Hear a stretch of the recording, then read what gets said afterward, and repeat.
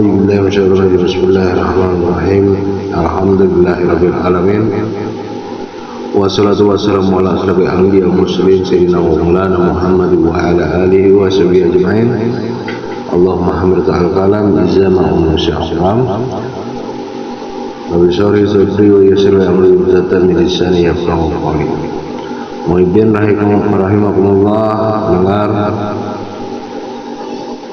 dalam kali ini kita membahas sedikit wasiat daripada Nabi besar Muhammad Rasulullah SAW kepada sahabatnya, yaitu sekaligus sepupu sekalinya Sayyidina Ali bin Abi Thalib karramallahu wajhah.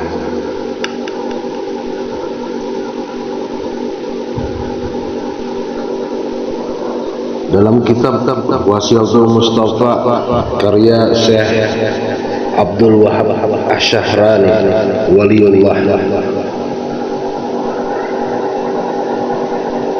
ini adalah wasiat Nabi Mustafa Muhammad Rasulullah sallallahu alaihi wasallam kepada Ali karramallahu wajhah. Sayyidina Ali berkata, aku dipanggil Rasulullah, lalu aku menyepi bersama beliau. Jadi menyepi itu artinya empat mata dengan beliau berduaan di rumahnya. Lalu beliau berkata, wahai Ali, pangkatmu menurutku sama seperti Nabi Harun alaihi salam, saudaranya Nabi Musa alaihi salam. Jadi waktu Nabi Musa itu ada juga, zamannya Nabi Musa itu ada juga Nabi Harun. Nah, hanya saja tidak ada nabi sesudahku, kata Rasulullah SAW. Sesungguhnya aku akan memberikan wasiat kepadamu, jika kamu menjaga dan mengamalkannya, maka kamu akan hidup terpuji dan mati dalam keadaan syahid, serta dibangkitkan di hari kiamat dalam keadaan faqih serta alim. Jadi faqih itu berarti ahli fikih,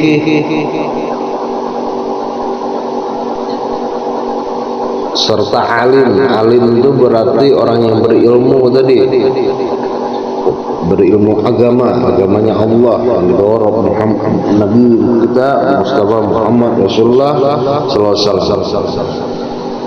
Wahai Ali, barang siapa yang memakan makanan halal, maka agamanya akan menjadi bersih, hatinya menjadi lunak jadi hati itu, dan tidak ada penghalang bagi doa-doa yang dipanjatkan. Nah, jadi jangan heran kalau doa kita tidak dikabulkan Allah itu karena kemungkinan kita makan dari makanan haram itu.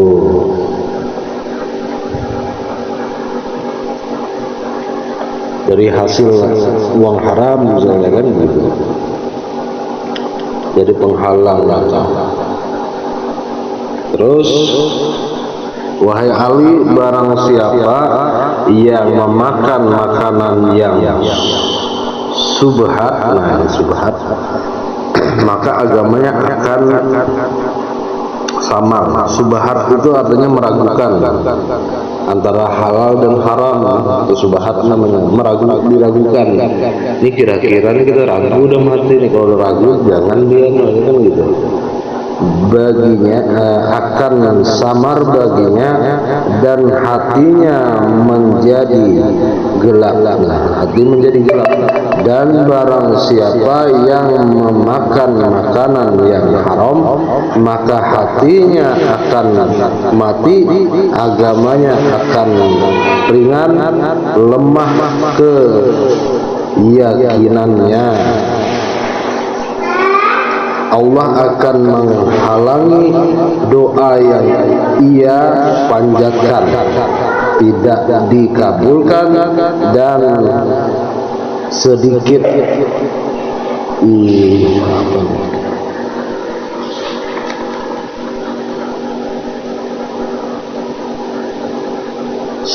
ibadahnya, dan artinya malas ibadah. Jadi karena malas ibadah itu disebabkan di dalam tubuh kita ini banyak termakan makanan yang haram dan subhat itu tadi, sehingga Allah Ta'ala menghalangi doanya kepada apa-apa yang dihajatkan.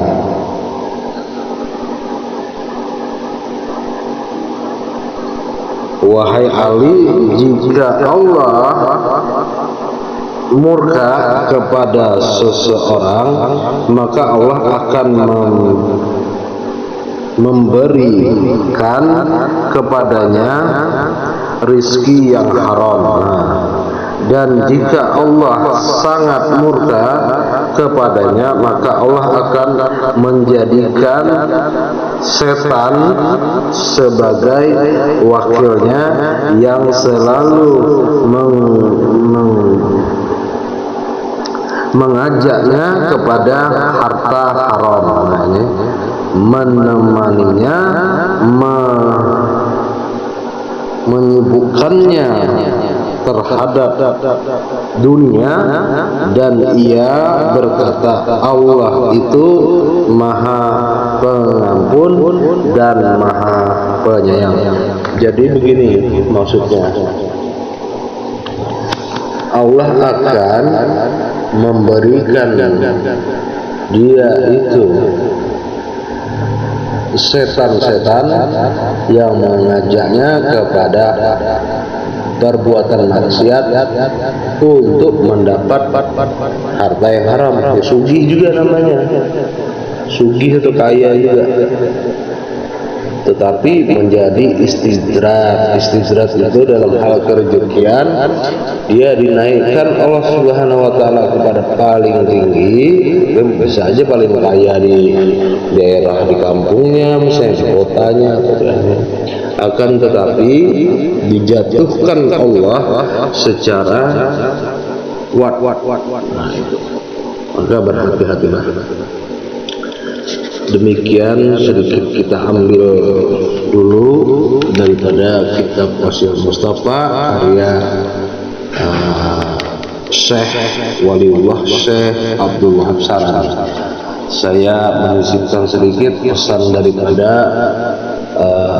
Syekh Wali Allah di Martapura, Kalsel, Kalimantan Selatan, yaitu Syekh Muhammad Zaini bin Abdul Ghani Al-Banjari. Beliau berkata, maka hendaklah orang-orang itu mengikuti daripada orang alim dahulu, yaitu mengerjakan akan dia itu salat 5 waktu, terus setelah sholat maghrib melakukan sholat ba'da maghrib, dan dilanjut dengan sholat tobat, lalu sholat hajat. Mintakan apa-apa yang dihajatkan di dalam itu. Jangan lupa juga berniat bangun malam, sholat malam, menegakkan, membaca salawat, berzikir, lalu menutup dengan sholat witir 3 rakaat daripada penyempurna penutup daripada ibadah sholat wajib dan sunnah kita tiap hari. Adapun amalan yang beliau berikan kepada kaum mukmin, khususnya Kalimantan ini, yang artinya berhaluan Ahlus Sunnah wal Jamaah, sesuai daripada para ilmu para wali dan Habib itu, amalkan kata beliau 11 kali tiap hari tanpa putus, siang atau malam. Ini bacanya ya Kudus ya Kudus aktinil fulus wa man adani bahwa manfus bi barakatil Habib Abdullah Al-Idrus. 11 kali dibaca itu supaya sugih, hidup nyaman.